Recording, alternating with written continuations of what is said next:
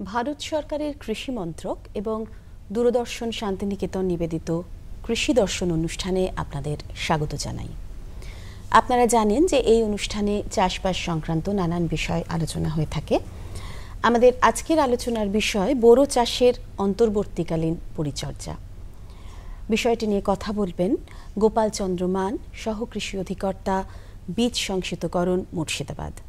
নমস্কার দাদা। নমস্কার দাদা, আমাদের তো আমরা এখন জানি যে বোরো চাষ শুরু হয়ে গেছে। তো এই যে চাষ তো শুরু হয়ে গেছে, কিন্তু তার পরিচর্যা তো সংক্রান্ত আমাদের সবকিছু জানানো দরকার। তো একটু যদি আমাদের সেই বিষয়ে বলেন। প্রথমে আমার যেটা প্রশ্ন সেটা হচ্ছে চাপান সার প্রয়োগ কিভাবে করবেন এই বোরো চাষের ক্ষেত্রে? বোরো চাষ আমাদের খুব ধান চাষের মধ্যে একটা উল্লেখযোগ্য চাষ আর কি, যে এখানে আমরা অনেক বেশি ফলন পাই। সেই হিসাবে আমরা বোরো চাষকে যদি ঠিকভাবে চাপান দিতে পারি তাহলে দেখা যায় যে আমরা আশানুরূপ ফলন পেতে পারি। তা মূল সার হিসাবে তো আমরা নাইট্রোজেন, সুপার ফসফেট এবং পটাশ দিয়েছি, এবং অনেক সময় জিঙ্ক আমাদের দিতে হয়। তা চাপান হিসাবে আমরা যেটা দেব আর কি, সাধারণত নাইট্রোজেন গঠিত সারকে প্রথম চাপান হিসাবে দেব, তারপর দ্বিতীয় চাপানও আমরা নাইট্রোজেন গঠিত সার দেব। তা দ্বিতীয় চাপানে আমরা পটাশ সারকেও চাপান হিসাবে দিই। তা এখানে অনুখাদ্যের ক্ষেত্রেও বলা যায় যে অনুখাদ্যে যদি জিঙ্ক আমরা অনুখাদ্য হিসাবে খুব ভালো কাজ করে ধানের, এবং আমরা যদি চাপান প্রথমেই যদি মূল সার হিসেবে না দিয়ে থাকি তাহলে আমরা দুটো স্প্রেও করতে পারি। তা এগুলো আর এছাড়া বোরনও আমরা কিছুটা দিতে পারি, বা সালফার যদি আমরা স্প্রে করতে পারি তাহলে উপকারও পাওয়া যায়। তা সেই ক্ষেত্রে আমরা দেখেছি যে চাপান হিসাবে নাইট্রোজেন গঠিত সার সেটা প্রথম যে চাপানটা আপনার 20 থেকে 21 দিনের মাথায় ধান রোয়ার পর সেই চাপানটা দিতে হয়। এবং সেই চাপান আমার যে টোটাল যে নাইট্রোজেন গঠিত সার যেটা একরে আমরা 52 কেজি দিতে বলি, তার 1/4 অংশ আমি প্রথম চাপান হিসাবে দেব। এবং তারপরে যে আমার প্রথম চাপানটা আমি মানে ডবল দেবো আর কি, 1/4 ডবল দেব। আর যেটা পরবর্তী যে সেকেন্ড চাপানটা যখন দেব সেটা ওই 40-42 দিনের মাথায় সেটা আমরা 1/4 অংশ দেব। আর পটাশ সারও আমরা যেটা দিই সেটা হচ্ছে 1/3, সেটা হচ্ছে ওই শেষ চাপানে দেব। আর আমরা জিঙ্কের যদি মূল সার হিসেবে ব্যবহার করে থাকি 10 কেজি প্রতি একরের জন্য ভালো, যদি না করে থাকি তাহলে আমরা দুটো স্প্রে করতে পারি। 0.5 গ্রাম প্রতি লিটার জলে চিলেটেড জিঙ্ক স্প্রে করতে পারলে ভালো, এবং সেটা দুটো আমরা ওই প্রথম চাপানে যখন 20-21 দিন এবং শেষ হচ্ছে 40-42 দিনের মাথায় আমরা দিতে পারি। এবং দিলে দেখা যায় আমাদের ফলন ভালো হয়। এক্ষেত্রে আমরা বলবো যে বোরো চাষে আর একটা যেটা, এটা হচ্ছে উচ্চ ফলনশীল যে সমস্ত আছে। আর যদি হাইব্রিড আমরা করি তাহলে আমরা বোরো চাষে অনেক সময় হাইব্রিডে চাষ করছি এখন। সেই ক্ষেত্রে আমরা বলবো যে এই সারটা ওই 52 কেজি যেমন নাইট্রোজেন ছিল এবং 26 কেজি সুপার ফসফেট এবং 26 কেজি পটাশ ছিল, সেক্ষেত্রে এটা 60 কেজি নাইট্রোজেন টোটাল সার আর কি, এবং তার 30 কেজি আপনার সুপার ফসফেট এবং 30 কেজি পটাশ আমরা দিই। এবং সেখানেও চাপান হিসাবে ওই 20 দিন 21 দিনের মাথায়, এবং দ্বিতীয় চাপান 40-42 দিনের মাথায় দেয়া যায়। এবং এটাও হচ্ছে যে আমার হাফ হচ্ছে আমার যে মূল সারের হাফ হচ্ছে 20-21 দিনের মাথায়, এবং 1/4 অংশ হচ্ছে আমার ওই 40-42 দিনের মাথায়। এবং দুটো জিঙ্কে স্প্রে করতে পারলে এক্ষেত্রে ভালো ফল পাওয়া যায়। আচ্ছা, যে কোনো চাষের ক্ষেত্রে একটা তো খুব বড় সমস্যা কৃষক বন্ধুরা প্রায়শই সম্মুখীন হন, সেটা হচ্ছে আগাছা। তো এর ক্ষেত্রেও আগাছা নিয়ন্ত্রণ কিভাবে করা যেতে পারে? হ্যাঁ, ধানের আগাছা নিয়ন্ত্রণ অবশ্য সমস্যা, কিন্তু ধানের আগাছা যেটা দেখা যায় যে অন্যান্য ফসলের থেকে অনেক কম হয়। সেই হিসাবে ধান যেহেতু আমাদের বোরো ধান সাধারণত রোয়ার ক্ষেত্রে রোয়াই করা হয় এবং কাদা মাটিতে করা হয়, সেখানে খুব বেশি আগাছার সমস্যা হয় না। তবে এবং বোরো ধানের আগাছা নিয়ন্ত্রণ আমরা যদি হাতে করতে পারি, হাতে নিড়ানি বা হাতের সাহায্যে বা যান্ত্রিক পদ্ধতিতে করা দরকার। সেটা রোয়ার মোটামুটি 10-12 দিন পর একটা, এবং তারও 10-15 দিন পরে আর একবার যদি হাত নিড়ানি দেওয়া যায় সব থেকে ভালো হয়।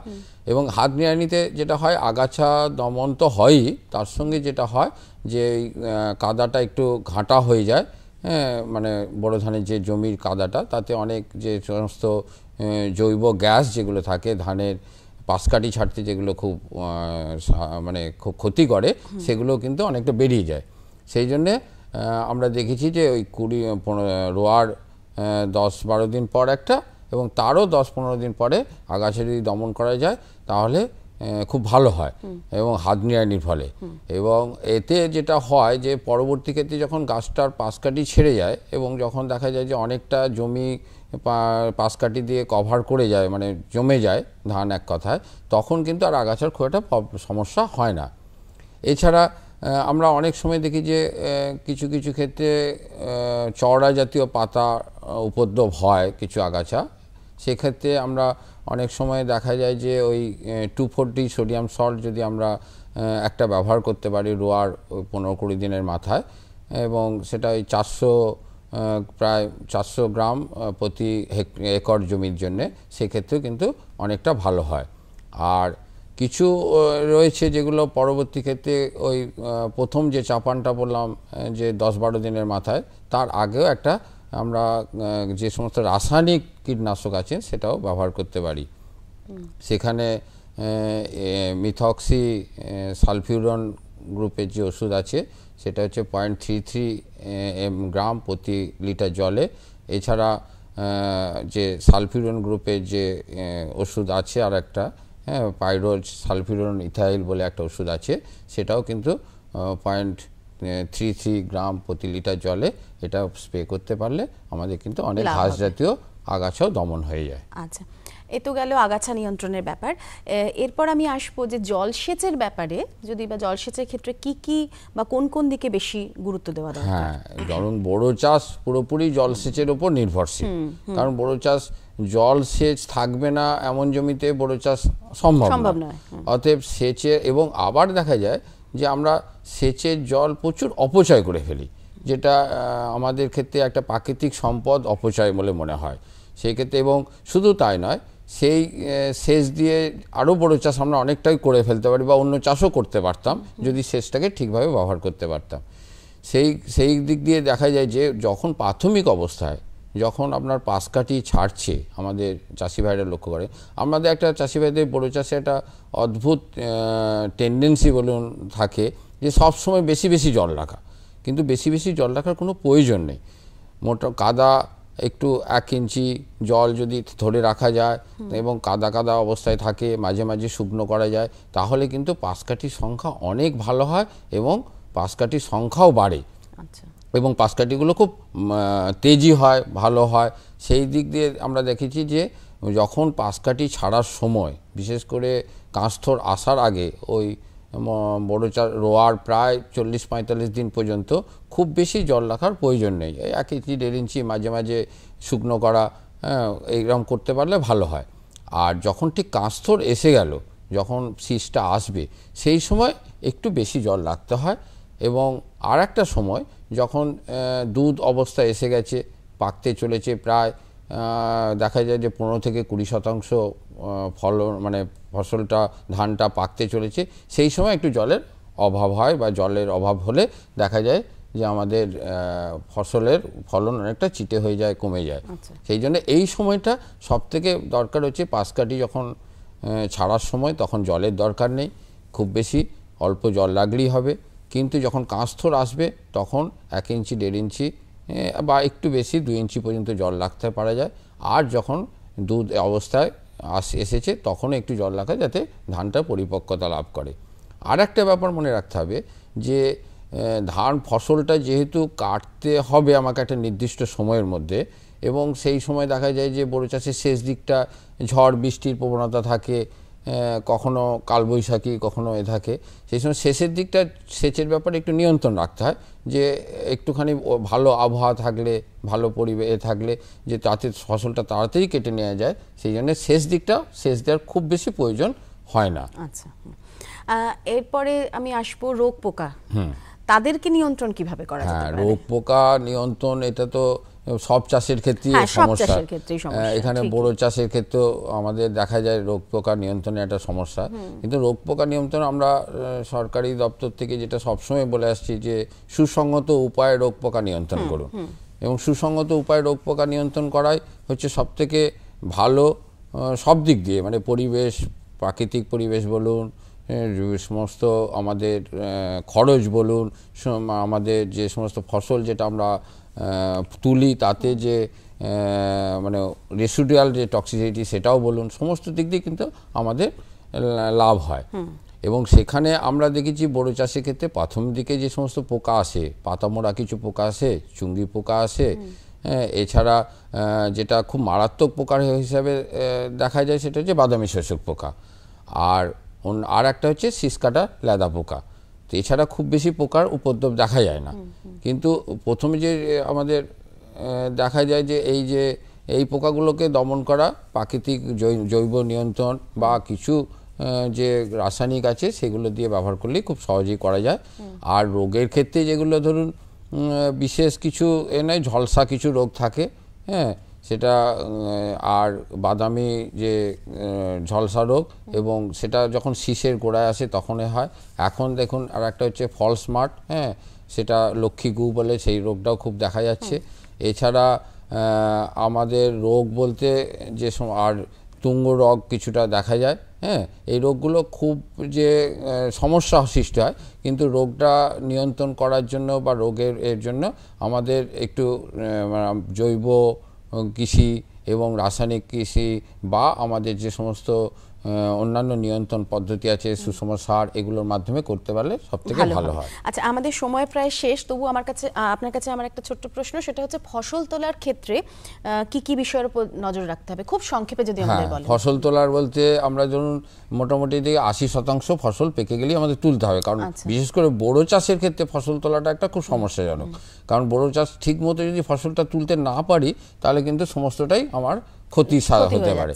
সেই জন্য আমরা দেখেছি যে 80% যদি ফসল পেকে যায় তাহলেই কিন্তু আমরা ফসলটা তুলে নিয়ে আমাদের মানে আমরা যাতে মাঠ থেকে ঠিকভাবে তুলে আনতে পারি সেই চেষ্টা করলেই ভালো হয় আর কি। অনেক ধন্যবাদ গোপালবাবু আপনাকে। আমরা আজকে জানলাম যে বোরো চাষের ক্ষেত্রে, বোরো চাষ আপনারা হয়তো অনেকেই শুরু করে দিয়েছেন, এবং সেই ক্ষেত্রে কি কি পরিচর্যা নেওয়া উচিত সেই বিষয়ে আমাদের আজকে গোপালদা জানালেন। আশা করি কৃষক বন্ধুরা লাভবান হবেন।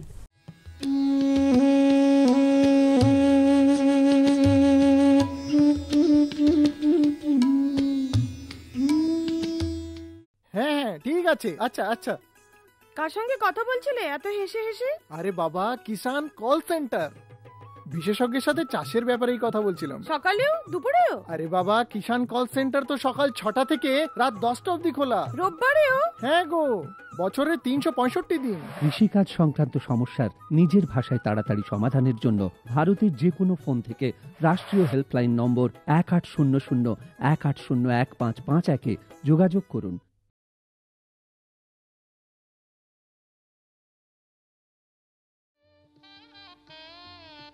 ময়ূরেশ্বর 2 নম্বর ব্লকের কোটাসুর প্রাথমিক বিদ্যালয় প্রাঙ্গণে সম্প্রতি 3 দিনের মাটি, কৃষি, উদ্যান পালন, মৎস্য সমবায় ও প্রাণী সম্পদ মেলা 2015 অনুষ্ঠিত হল। নানা প্রশিক্ষণ, প্রদর্শনী, প্রতিযোগিতায় অংশ নেয় এলাকার কৃষক, মৎস্যজীবী, শিল্পী এবং মা ও মেয়েরা। প্রতিদিনই সাংস্কৃতিক অনুষ্ঠানের আয়োজন করা হয়। সরকারি এই মেলার আয়োজন করে ব্লকের কৃষি বিভাগ।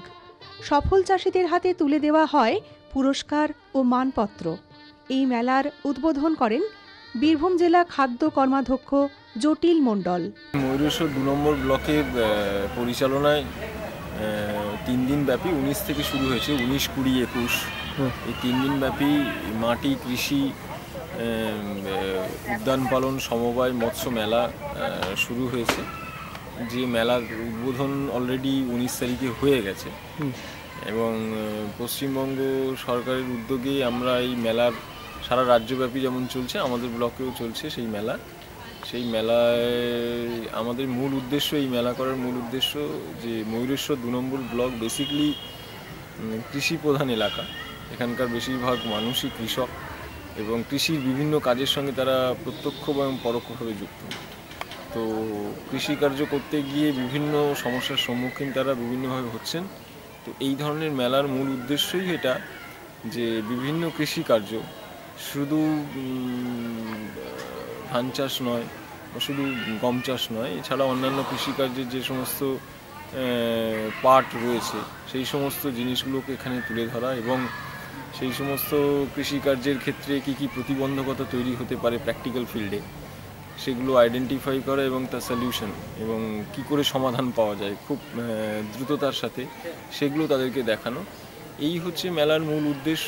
এর সাথে সাথে মেলা জিনিসটা এমন একটা জিনিস যেখানে ছোট থেকে বড় প্রত্যেকেরই একটা উৎসুক ব্যাপার থাকে যে মেলাতে কি হয় বা কি হচ্ছে সেই ধরনের জিনিস জানার জন্য। এটা করতে গিয়ে যেটা হচ্ছে যে সব ধরনের মানুষ এখানে অংশগ্রহণ করছে এবং তার ফলে আমরা সব ধরনের মানুষকে, সমাজের সব শ্রেণীর মানুষকে, ধর্ম বর্ণ নির্বিশেষে সব ধরনের মানুষকে আমরা এই ধরনের হেল্প বা প্রশিক্ষণ দিতে পারছি।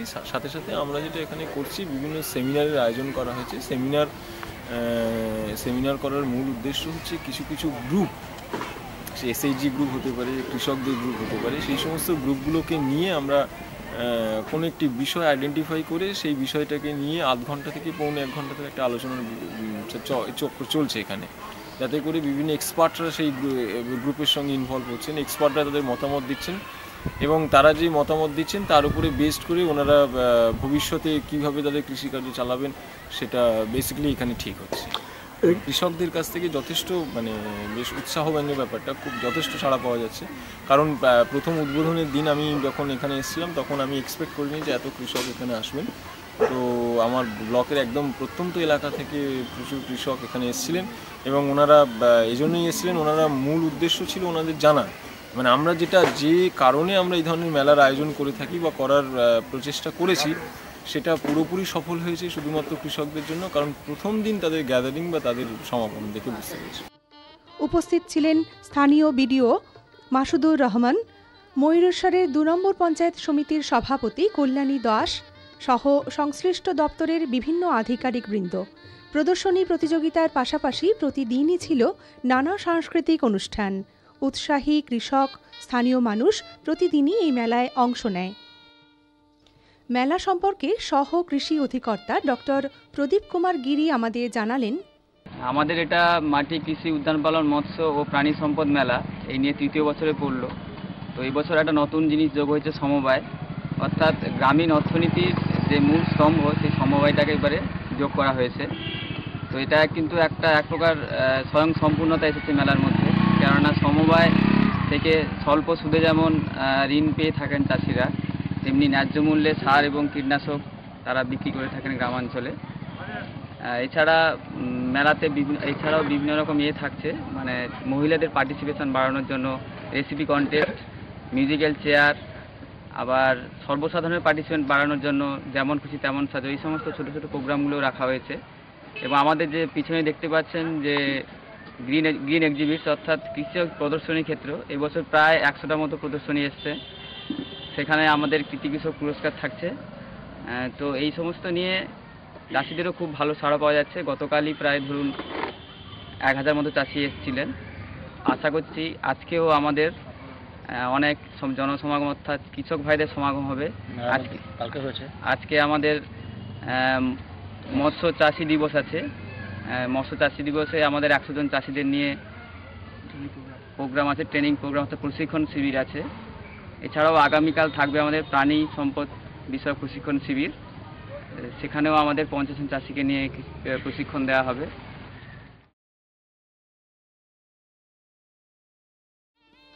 কৃষি দপ্তরের উদ্যোগে প্রতি বছরের মতো এবারও ব্লকে ব্লকে শুরু হয়েছে কৃষি মেলা। মূলত কৃষকদের নানাবিধ সরকারি প্রকল্পের সুযোগ সুবিধা সম্পর্কে জানানোর লক্ষ্যে এই মেলার আয়োজন করেছেন কৃষি দপ্তর। বোলপুর মহকুমার লাভপুরে সম্প্রতি 3 দিনের এই মাটি কৃষি উদ্যান পালন, মৎস্য সমবায় ও প্রাণী সম্পদ মেলার উদ্বোধন করেন লাভপুরের বিধায়ক তথা পরিষদীয় সচিব মনিরুল ইসলাম।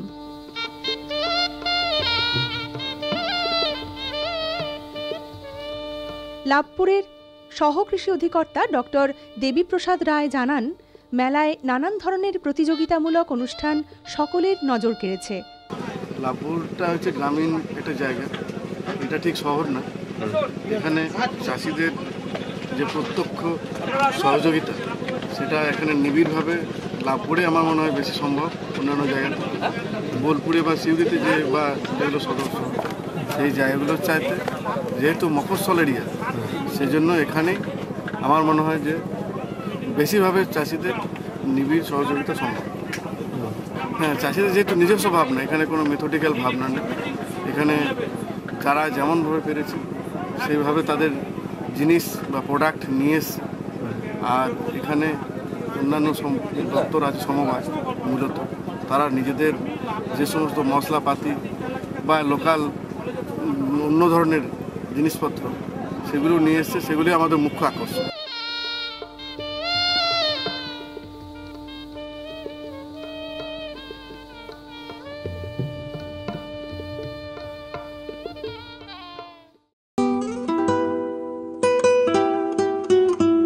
कोई चेहरा है कोमल कली का, रूप कोई सलोनी परी का, इनसे सीखा सबक जिंदगी का, बेटियां तो है लम्हा खुशी का।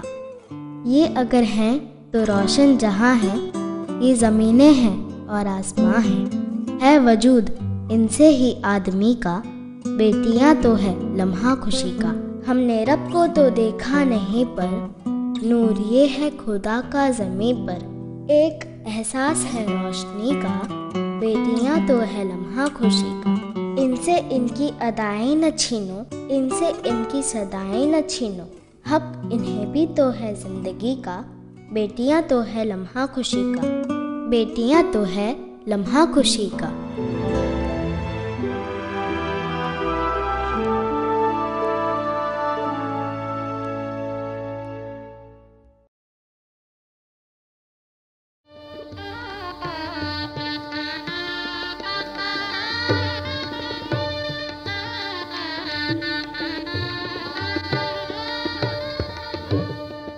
বাঁকুড়ার যেসব অঞ্চলের পুকুরে বড় বড় পাথর থাকার কারণে জলধারণ ক্ষমতা কম আছে, সেখানে মেশিন দিয়ে পাথর তুলে জলধারণ ক্ষমতা বাড়ানো হবে।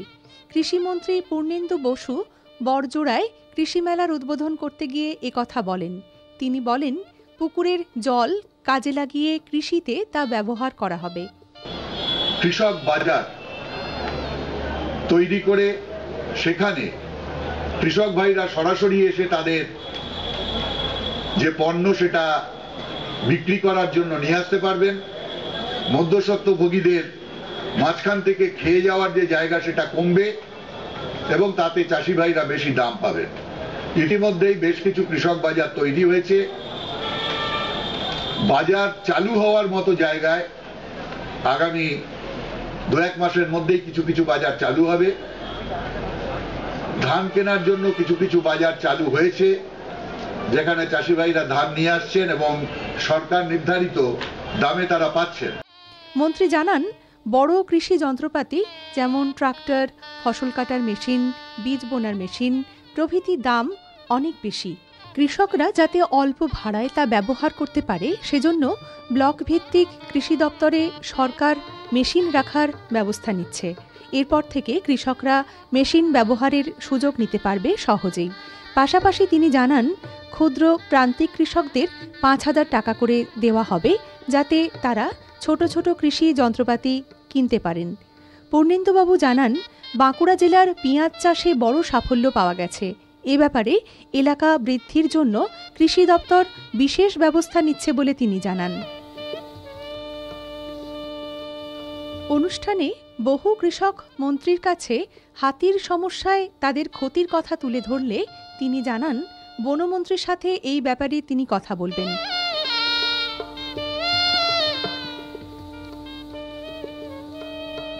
অনুষ্ঠানে কৃষি সচিব তথা বিধায়ক শুভাশিস বটব্যাল, সাংসদ সৌমিত্র খাঁ প্রমুখ উপস্থিত ছিলেন।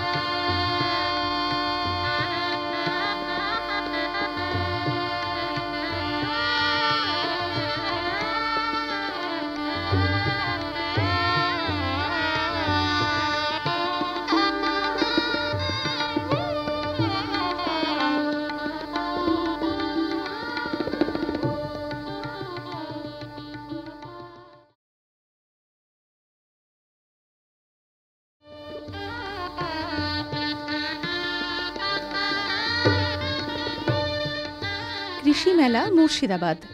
মুর্শিদাবাদ কৃষি নির্ভর জেলা। এই জেলার 70% মানুষ কৃষির ওপর নির্ভরশীল। জেলায় কৃষির উন্নয়ন, আধুনিক বিজ্ঞানসম্মত চাষবাসের নিয়ম পদ্ধতি জানানোর উদ্দেশ্যে রাজ্য সরকারের উদ্যোগে সম্প্রতি হয়ে গেল কৃষি মেলা। জেলার প্রতিটি ব্লকে এই মেলার আয়োজন করা হয়েছিল। মুর্শিদাবাদ জেলায় 26টি পঞ্চায়েত সমিতি ও 254টি গ্রাম পঞ্চায়েত রয়েছে। জেলায় কৃষি, প্রাণী সম্পদ, মৎস্য সমবায় দপ্তরকে একসঙ্গে যুক্ত করে এই মেলার আয়োজন করা হয়। কৃষকদের উৎপাদিত ফসল, বিশেষ করে শাক সবজি সহ বিভিন্ন ফসলের স্টল দেওয়া হয়েছিল। হরিহরপাড়া ব্লকে 3 দিনের এই মেলার উদ্বোধন করেন স্থানীয় বিডিও রাজর্ষি নাথ। অনুষ্ঠানে ব্লকের কৃষি আধিকারিক সহ বিশিষ্ট ব্যক্তিবর্গ উপস্থিত ছিলেন। সফল চাষিদের পুরস্কৃত করা হয়। ভগবানগোলা ব্লকেও একইভাবে কৃষি মেলা অনুষ্ঠিত হয়। এই মেলাকে ঘিরে এলাকার চাষি ভাইদের মধ্যে বিশেষ উন্মাদনা লক্ষ্য করা যায়। আলোচনায় তারা অংশগ্রহণ করেন। উন্নত প্রথায় চাষবাসের ব্যাপারে তারা জানতে পারেন। এলাকার চাষি ভাইদের মতে এ জাতীয় অনুষ্ঠান মাঝে মাঝে হলে তারা উপকৃতই হবেন। বর্তমানে চাষবাসে নতুন নতুন প্রযুক্তি ব্যবহার করে কিভাবে কৃষকরা উপকৃত হবেন তা জানানোর জন্য এই জাতীয় মেলা প্রতি বছরই করা হবে বলে জেলার কৃষি আধিকারিকরা জানিয়েছেন। এই নাও আর কিছু বাস। আরে এটা কি ভাই, এতটুকু রাসায়নিক সার? কৃষিকাজ ছাড়ছো কি? কৃষিকাজ নয়, বোকামি ছাড়ছি। মাটির পরীক্ষা করিয়েছি। এখন তো দাদা যতটা প্রয়োজন ততটাই সার জমিতে দেব। হ্যাঁ, কৃষক ভাই আজই নিজের জেলার কাছের জমি পরীক্ষার গবেষণাগারে মাটির পরীক্ষা অবশ্যই করান। আর মাটিতে পুষ্টিকর পদার্থ, আর্দ্রতা এবং গাছপালার বিকাশ অনুযায়ী প্রয়োজন মতো পুষ্টিকর পদার্থ দিন। আর হ্যাঁ, মাটিতে গন্ধক, দস্তা, বোরনের মতো সূক্ষ্ম পুষ্টিকর পদার্থ সম্পর্কে জানতে ভুলবেন না। সার আর জৈবিক সারের সঠিক ব্যবহারে জমির উর্বরতা বজায় থাকে, উৎপাদনশীলতা বাড়ায়, খরচ কমায় আর মূল্যবান বিদেশি মুদ্রা বাঁচাতে সাহায্য করে। আর হ্যাঁ, ধীরে ধীরে নাইট্রোজেন সরবরাহকারী সার যেমন নিমযুক্ত ইউরিয়াকে অগ্রাধিকার দিন আর ইউরিয়া পাতার উপর ছড়িয়ে দিন। আরে বাহ, তুই তো সত্যি বুদ্ধিমান হয়ে গেছিস রে। বিশদে জানতে যোগাযোগ করুন জেলা কৃষি আধিকারিক বা কিষাণ কল সেন্টার। সুগন্ধের মাতোয়ারায়, সুস্বাদের বাহারে, উন্নতির সুরেতে, ফুটে ওঠা হাসিতে, সবুজে ভরা গাছপালায়, বড় বড় ব্যবসায়, সুমধুর সুকণ্ঠে, হাসি খুশির আগমনে। এনেছেন বাগান পরিচর্যা মিশন। আমরা চাই আপনার সুখ সমৃদ্ধি। কেমন লাগছে আমাদের অনুষ্ঠান? আমাদের চিঠি লিখে জানান। চিঠি লেখার ঠিকানা কৃষি দর্শন, অধিকর্তা দূরদর্শন কেন্দ্র, শান্তিনিকেতন, শান্তিনিকেতন, সূচক 731235।